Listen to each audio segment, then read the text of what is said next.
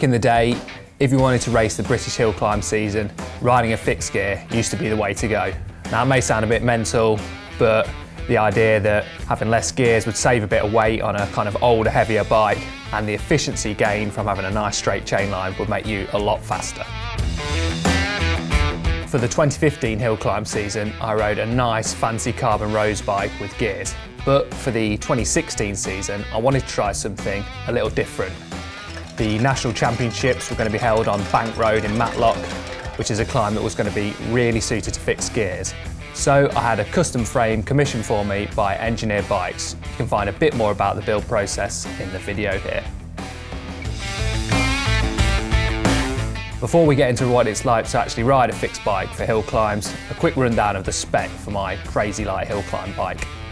The frame was a custom aluminium scandium model. It weighed 1,150 grams. The finishing kit was MCFK, a German brand, carbon stuff, really light. Fork and brakes were THM, again, super high-end German stuff. The wheels were my own that I'd bought. They were Mack hubs from Poland on Yishin bike rims, which are fairly cheap rims, but very light from Asia. Finally, I had a round rotor chainring paired up to their single-sided M-Power power meter cranks. With all these parts, the complete bike weighed 5.1 kilos, and that's with pedals. For a bike with an aluminium frame, I think that's pretty light.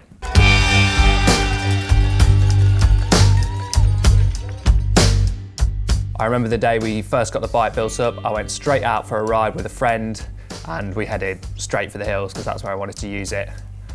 I'd never ridden a fix before, so I was really cautious going through the traffic, and I kept telling myself, like, you just got to keep pedaling, but as soon as we got out into the clear roads and you're on a couple of nice rolling hills, it all felt pretty normal, really. You have this idea that the gear is going to kind of help you turn over a bit more, but if you're putting the power down, it basically feels exactly the same as a geared bike.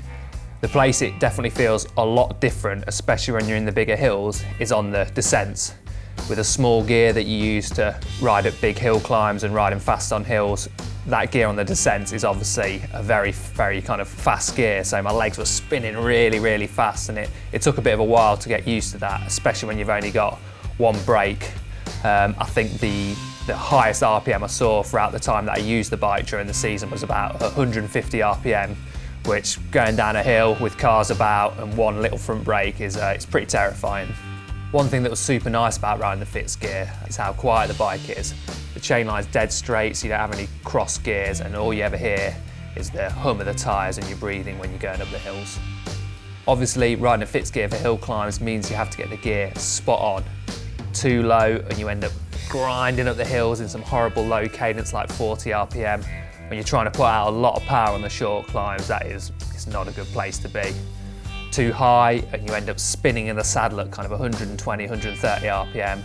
Again, you're losing time here. When you're trying to put out a lot of power, it doesn't feel good. So before the first races of the season, I spent a lot of time thinking about gears and worrying basically about getting this gear choice just right. But thanks to data technology like Strava, I actually found a system that made it quite easy to find the correct gear.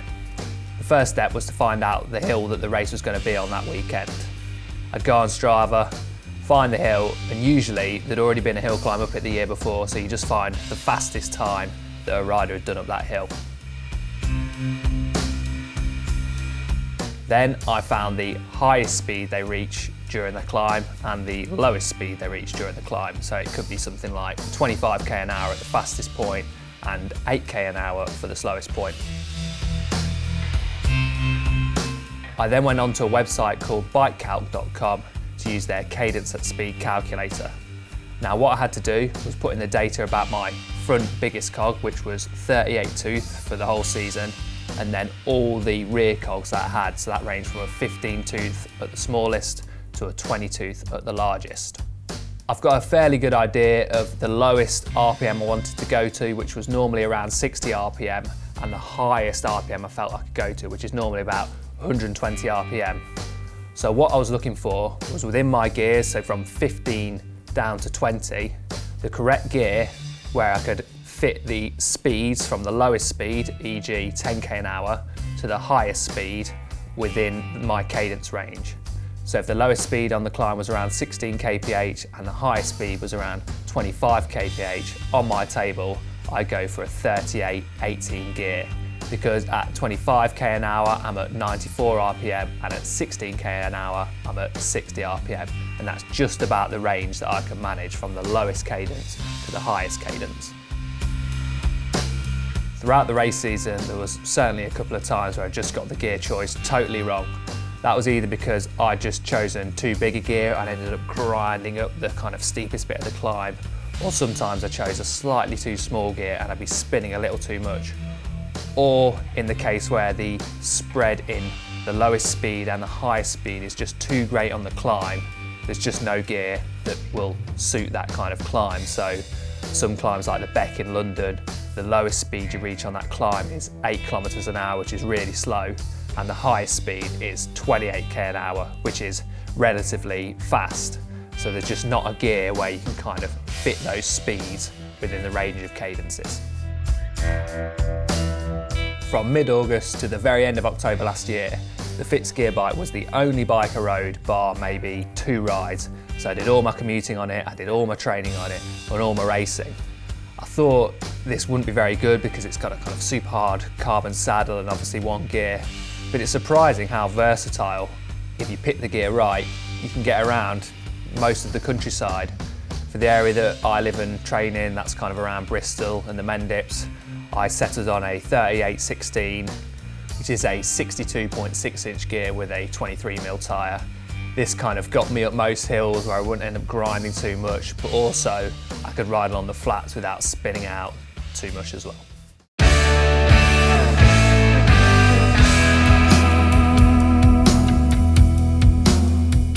An interesting thing I found out once the season had finished was that a lot of people say, and you sort of read this a lot on forums and stuff like that, is that riding a fixed gear is going to make your pedalling much more efficient because the pedals push your feet over the dead spot, and once you go back to a normal gear bike you feel like you've got a silky smooth pedal stroke because you're obviously constantly spinning with a fixed gear. For me, I found actually the total opposite, and once the hill climb season had finished and I went back to a geared bike, my pedalling was basically rubbish. I think this is because a fixed gear makes you lazy with your pedalling. Cranks are always spinning like that, and you sort of just don't have to use your muscles to turn the pedals over that dead spot at the top of the stroke.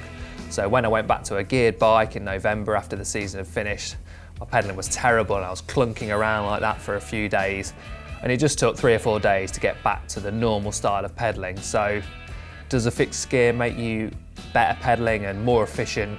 I don't think so. I found throughout the race season that riding a fix also came unstuck a bit on the hills that featured a flatter finish. Basically, when you're going full gas towards the line and your legs are searing with lactate acid and you're kind of just feeling so much pain and your arms are going numb and your face is going numb, you need to be able to knock the gears down the block just to be able to stand out the saddle and turn that bigger gear. Obviously with a fixed you can't do this, and I just had to sit in the saddle and try and spin the gear even faster, but for me and my kind of talent, I just couldn't do it.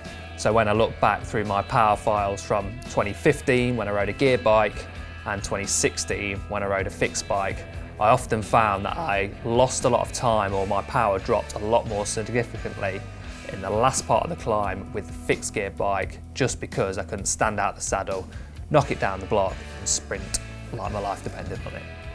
But on the right hill, like the 2016 National Championships on Bank Road in Matlock, where the highest speed on the climb and the lowest speed on the climb were very close, so my cadence range was very similar for the whole climb, it feels absolutely amazing. You've got that straight chain line, the bike feels super efficient, you're just keeping a consistent cadence. All you're concentrating on is keeping the effort consistent and just sending your brain into lactate oblivion. You don't have to worry about misshifts or anything like that. The bike feels amazing. If you're interested in numbers and the like, for the 2016 National Championships I finished 19th in a time of 2.5 minutes, there or thereabouts, averaged 560 watts, and at the time I weighed 62.5 kilos. I'm a bit bigger now after the kind of post-season indulgences and Christmas and stuff like that. For me, I was pretty happy with that, having achieved my kind of overall goal of a top 20 finish. The guys at the front, they're so fast, so you know, that's pretty good for me.